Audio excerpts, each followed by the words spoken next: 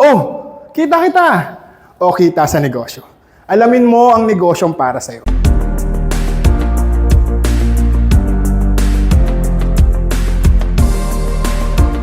Hi guys, ako pala si Jasser.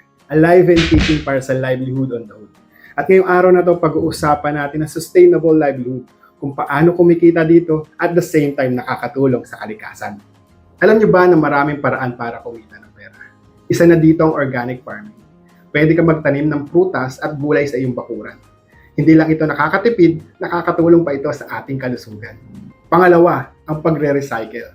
Pwede tayong gumawa ng negosyo mula sa ating lumang gamit, lumang damit, at sa ating mga plastic. Pangatlo, pag-shift sa eco-friendly products. Maraming tao na ang gumagamit ng reusable bags, bamboo toothbrushes, at metal straws.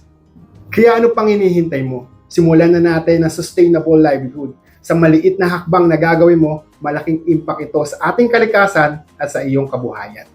Let's make sustainability a trend. Salamat po sa inyong panonood at huwag kalimutang mag-follow and like para sa more tips on sustainable living.